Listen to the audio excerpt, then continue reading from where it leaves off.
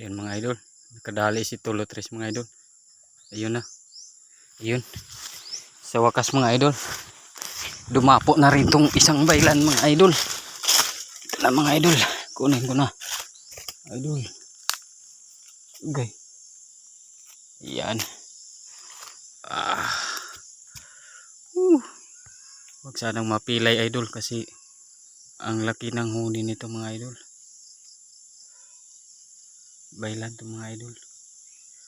Wag sanang mapilay idol. Ito idol oh. Ito mga idol. Baylan. Yay, hindi ayos yung camera idol. Pasensya na kasi wala tayong gamit. Ayan si Tulo-Tres mga idol. Kanina pa to sila naghunihan mga idol. Ayan. Hindi ako nakapag-intro kanina mga idol. Ayan. Hindi pa kasi ito nag-imbor si Tulo-Tres mga idol. Pag ano. Ayan. Pero sa wakas mga idol nakadali rin tayo. Ayan si Tulo-Tres.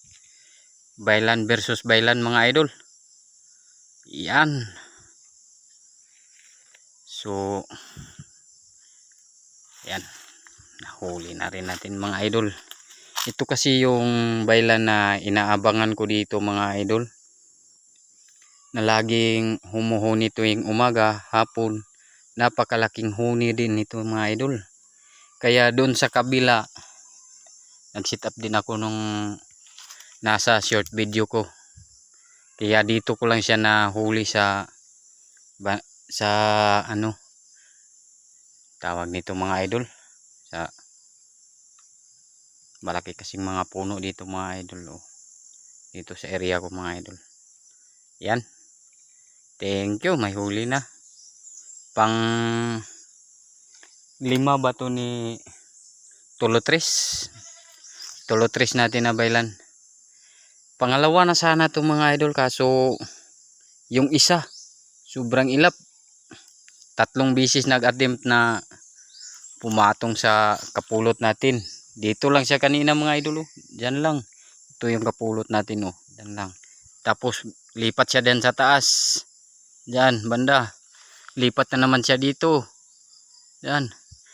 Tapos umalis parang takot na ata sa kapulot natin. Pero yung isang sunsun natin na under 3 ni idol, nandoon sa baba mga idol. Na sit up ko na kanina pa. Pero ayaw lumapit sa sunsun. Dito talaga siya sa baylan natin na si Tulo-Tres. Kaya good job Tulo-Tres. May huli ka ng malaki ring huni. Ito yung sinasabi ko idol na napakalaging huni na baylan mga idol. Lalaki to mga idol no. Isang lalaki mga idol. Pero bata pa to mga idol.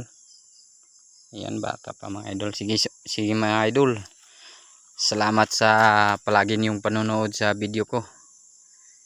See you next video. Bye bye.